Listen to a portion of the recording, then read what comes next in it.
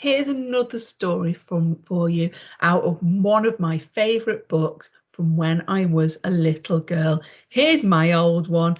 Here's my new one, so that this one doesn't fall apart anymore. I'm going to read you a story called The Three Travellers. There was once a tiny station in the middle of a huge desert. On either side of it, the sand stretched away as far as the eyes could see, and much further too. And beyond the sand lay prairies, and beyond the prairies were valleys and mountains. And through all these lands, the railway ran in both directions, on and on, glorious knows where. The station's name was Desert. There was just one building, and 3 men lived in it. Mr. Smith, the signalman, and Mr. Jones, the porter, and Mr. Brown, the ticket collector. You may think it odd that there were 3 men to look after one tiny station. But the people who ran the railway knew that if you left 2 men together in a lonely place, they would quarrel. But if you left 3 men, 2 of them would always grumble to each other about the third, and then they would be quite happy. These 3 men were happy enough, for they had no wives to worry about the desert dust, and no children to pester them for stories or piggybacks. But they weren't completely happy, and this is why. Every day, huge roaring trains would thunder across the desert from west to east and from east to west, getting bigger and bigger as they neared the station and smaller as they rushed away from it. But they never stopped. Nobody ever wanted to get off at Desert. Oh, if only I could use my signal once in a while, moaned Mr. Smith. I oil them and polish them every day, but not once in the last 15 years have I had the chance to pull the lever and signal the trains to stop. It breaks a man's heart, it does. Oh, if only I could clip a ticket once in a while, sighed Mr. Brown.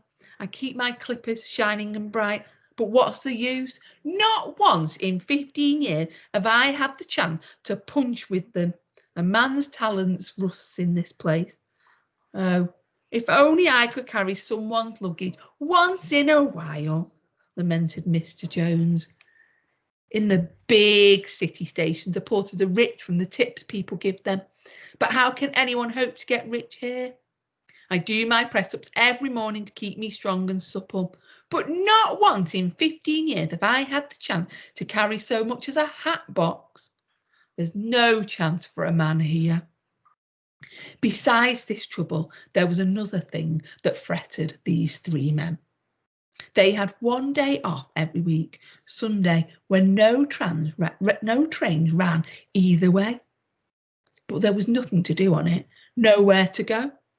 The next stop along the line from Desert was more than 1,000 miles away, and it would cost more than a week's wage to go so far. And even if you took the last train out on a Saturday night, you couldn't travel all that way to go to the cinema and be back by Monday morning. So on Sundays, they sat about on the station platform and yawned and wished it were Monday. But one day, Mr. Jones counted his savings carefully and said, "Friends, your wishes are going to be granted. I have saved enough for a week's holiday. Mr. Smith can signal a train to stop, and Mr. Brown can clip my ticket, and I'm going to see the world as far as the train can take me." The other 2 men were wildly excited. Mr. Smith spent the whole night oiling his levers, and Mr. Brown selected his thickest, squarest ticket and polished his clippers. It was a splendid moment next morning when the great proud train, instead of roaring through Desert Station, came hissing to a stop, all for Mr. Jones. He put his own luggage on it, climbed up, waved goodbye to his friends and shouted, "Back on Saturday," and off he went to the east.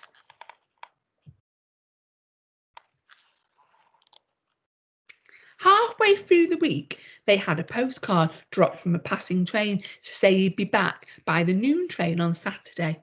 So a couple of hours before it was due, Mr. Smith pulled his signal to the stop position.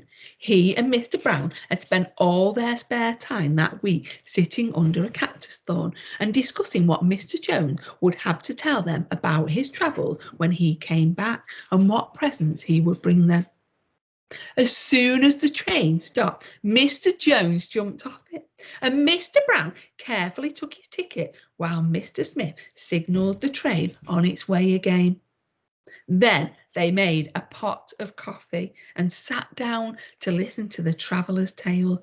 "Brothers," said he, "the world is a big place. The train took me through more countries than I can remember in a lifetime and ended in a city bigger than the whole of this desert. Why, the station itself was as big as a town, with shops and theatres and hotels and restaurants in it. There was even a circus right in the station. So I never bothered to go out into the town, just stayed in the station, and I had a fine time, I can tell you. I brought you these things." And he carefully brought out their presents.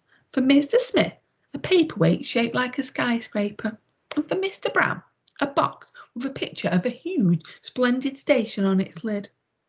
They were very pleased. Next week, Mr. Smith counted his money and said, "Brothers, you're in luck again, for I've saved enough money for a holiday, and I'm going to catch the westbound train and go as far as it will go." "But who will look after the signal?" objected Mr. Jones. "Mr. Brown will. I've been teaching him all week." So Mr. Brown got out another of his best tickets for Mr. Smith and then hurried off to the signals. Mr. Jones took Mr. Smith's case and put it on the train, and Mr. Smith gave him a handsome tip. He climbed on board and off he went. Next Saturday, back he came with eyes like stars. As soon as the train was on its way again, they had made a pot of coffee. They sat down to listen to his story. "My," said Mr. Smith, "the world is even bigger than I thought. So much country we went through, I've already forgotten half of it. But at the end of the journey, we went over a range of mountains so high I thought we'd grazed the moon, with pine trees like needles and the snow like a shaking of salt. Then the train went rushing down till I was sure the brakes would fail. At last we came to the sea, and there we stopped. Brothers, the sea is even bigger than this desert. I brought you these things." He had brought for Mr. Brown a pearl-coloured shell, and for Mr. Jones a big chunk of shiny white crystal rock, and they thought their presents were very beautiful. Then they began to say to Mr. Brown, "When are you going for a holiday?" And Mr. Smith said, go to the mountains and the sea." But Mr. Jones said, "No, go to the city. The city is much more beautiful and fascinating." And they began to argue and shout at one another. But Mr. Brown was a very quiet man, and he thought for a long time and said, "I don't fancy going for such a long train ride as that. I get train sick. Besides, you've been to those places and told me what they're like. I want to go somewhere different." "But there isn't anywhere else to go," they told him. "The railway only goes two ways, east and west." "I shall go north," said Mr. Brown, and he packed a bag, just a little one, with some bread and cheese and a bottle of beer. "How can you go north?" "Walking on my feet," said Mr. Brown, and when Sunday came, he crossed the tracks and set off walking very early in the morning. Mr. Jones and Mr. Smith watched his figure going straight away from them over the brown sand, getting smaller and smaller in the distance until he was out of sight. At first his footprints were sharp and clear while the dew lay on the sand, and then as the sun climbed higher up the sky, they gradually crumbled and fell away as if the sand were melting like snow in the heat. "Shall we ever see him again?" Mr. Jones and Mr. Smith asked each other. But in the evening, when the sun was level and low, they saw a tiny dot far away coming nearer and nearer. And when it was quite close, they saw it was Mr. Brown, and his eyes were shining and his face was full of joy. "Well," they said, when they had made a pot of coffee and sat down to drink it, "where have you been and what have you seen?" "Brothers," said Mr. Brown, 2 hours' walk away from this station I found an oasis. There's a spring of fresh water and green grass and flowers and orange and lemon trees. I've brought you these presents." He gave to Mr. Jones an enormous juicy orange, and to Mr. Smith a bunch of feathery leaves and blue flowers. If you should ever find yourself in Desert Station on a Sunday, you won't be surprised to see that there is nobody at home. The three men are 2 hours' walk away, lying on the grass by the cool spring and listening to the birds. On the station signboard under desert, the word "for oasis" has been added. The end.